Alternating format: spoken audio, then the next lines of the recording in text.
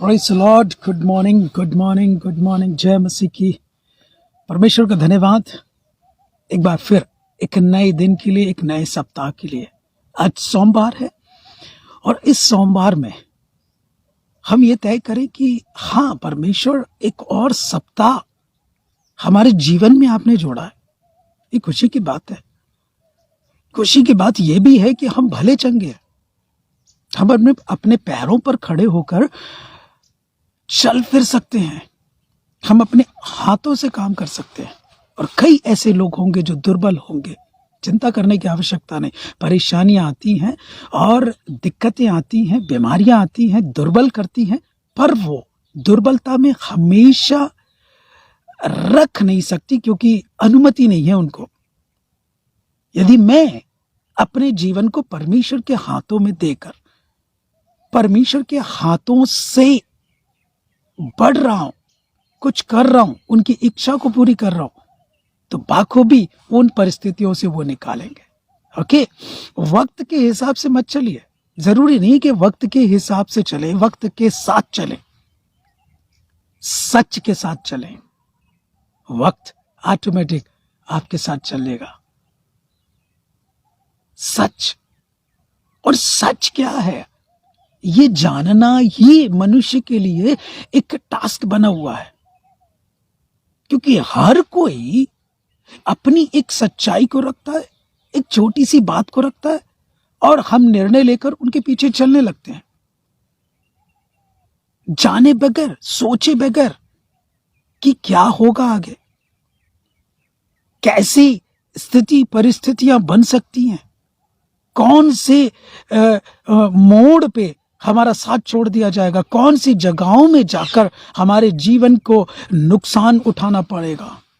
ऐसी बहुत सारी चीजें, बहुत सारी बातें हमारे जहन में आती है और जीवन में हम प्राप्त करके आगे बढ़ते हैं।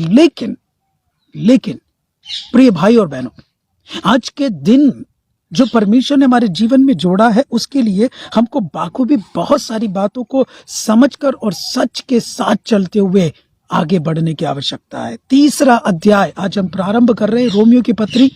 अतः यहूदी की क्या बड़ाई या खतने का क्या लाभ?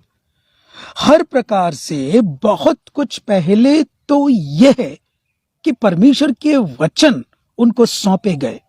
यदि कुछ विश्वासघाती निकले भी तो क्या हुआ? क्या उनके विश्वासघाती होने से परमेश्वर की सच्चाई व्यर्थ ठहरेगी? कदापि नहीं, वरन परमेश्वर सच्चा और हर एक मनुष्य झूठा ठहरे, जैसा लिखा है, जिससे तू अपनी बातों से धर्मी ठहरे और न्याय करते समय तू जय पाए। बहुत अच्छी लाइन लिखी हुई है यहां पर, अपनी बातों से धर्मी ठहरे। आज मेरे और आपके जीवन से बहुत कुछ ऐसी बातों को प्रकट परमेश्वर करवाना चाहते हैं, जिन बातों के जरिए बहुत कुछ भलाइयां मेरे साथ और मेरे द्वारा औरों के साथ छिपी हुई है। और जब वो प्रकट होती है ना, जब वो प्रकट होती है, तो बहुत सारी ऐसे सच सामने आते हैं, खुलते हैं। वाओ, मेरे अंदर ऐसी बातें, मेरे द्वारा ऐसी बातें परमेश्वर करवाना चाहता है। आमीन। जिससे तू अपनी बातों में धर्मी ठहरे और न्याय करते समय तू जय पाए। एक उदाहरण देखते हैं, एक उदाहरण सुनते हैं। एक व्यक्ति स्टेशन से बाहर निकलता है और एक टैक्सी को आवाज देता है, टैक्सी बुलवाता है। जैसे ही उस टैक्सी को देखता है, इसका दिल खुश हो जाता है, क्योंकि बहुत साफ सुथरी टैक्सी थी। और जैसे ही वहां उससे ड्राइवर उतरता है और उसको एक कार्ड सौंपता है, उससे पहले कि उसकी नजर एक लेख पर गई जो उस टैक्सी में लिखी हुई थी, आप बतख हैं या उकाब हैं, निर्णय आप करें। बतख या उकाब, ये थोड़ा सा सोच में पड़ गए। उससे पहले कि ये कार में बैठते और उस ड्राइवर ने कहा, जो कि साफ सुथरे कपड़े पहना हुआ था, उनको एक कार्ड देता है, बोले इससे पहले कि हम सफर स्टार्ट करें आप इस कार्ड को पढ़ सकते हैं, जो कि मेरे कार्य इसमें लिखे हुए हैं, मैं क्या करता हूं। एक इंट्रोडक्शन के रूप में वो कार्ड उनके हाथ में थमा दिया। उन्होंने पढ़ा, वो बहुत प्रभावित हुए और बैठ गए कार में। कार अंदर से बहुत साफ सुथरी थी और चमक भी रही थी, और ये भी साफ सुथरे कपड़े पहना हुआ था। इससे पहले कि ये लोग अपनी सफर को आरंभ करें, अपने गंतव्य तक पहुंचे, उससे पहले ये बोलते हैं कि सर, क्या एसी का तापमान ठीक है, आपके लायक है? ये आज का न्यूज़पेपर है, आप इसे पढ़ सकते हैं। यदि आप रेडियो स्टेशन सुनना चाहें तो कौन सा स्टेशन सुनना चाहेंगे? एक बहुत सलीनता से अपने बातों को वो रख रहा था। इस व्यक्ति को रहा नहीं गया। मैंने पूछा, क्या हर पैसेंजर से आप ऐसे ही बर्ताव करते हैं, ऐसा ही व्यवहार करते हैं? उन्होंने कहा, नहीं, 2 साल पहले तक तो मैं लोगों से शिकायत ही करता रहता था, अन्य ड्राइवरों की तरह, अन्य टैक्सी वालों की तरह।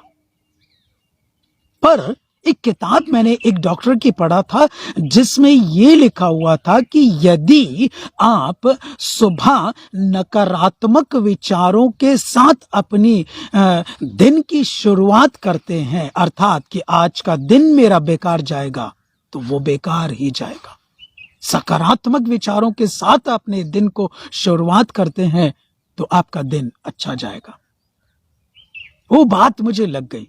और 2 साल पहले तक, 2 साल से जैसे ही मैंने इस बात को अपने जीवन में अपनाया और बड़ा शिकायतें करना बंद कर दिया, अच्छा व्यवहार दूसरों तक पहुंचाना प्रारंभ कर दिया, मेरी कमाई दुगनी हो गई।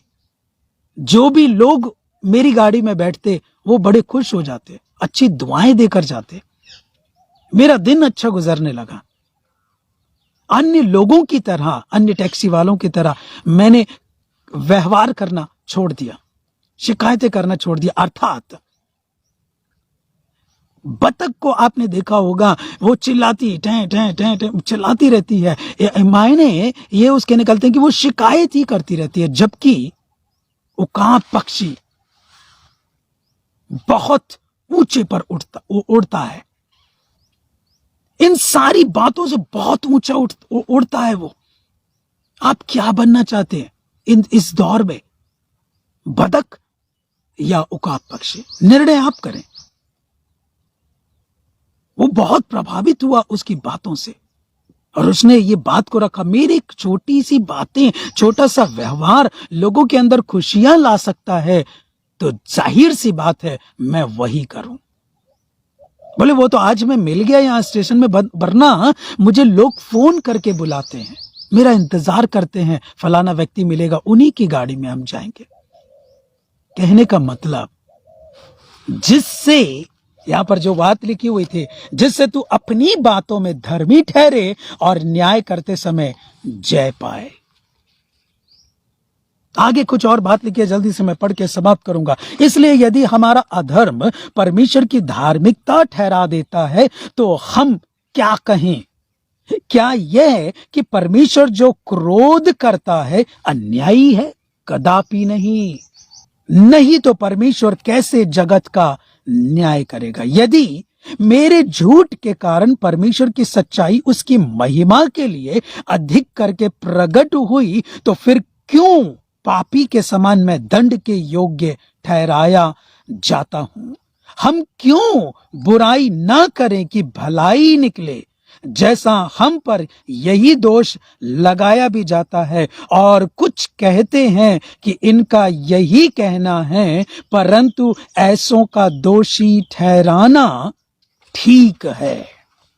बातों से, व्यवहार से मेरे और आपके जीवन का निर्णय किया जाएगा। ये व्यक्ति धर्मी है, धार्मिकता में बढ़ने वाला है, या अधर्मी है, अधर्म के कामों को प्रकट करता है। बहुत सारी चीजें हैं प्रियो आज दुनिया में अपनाने के लिए। क्या अपना रहे हो आप?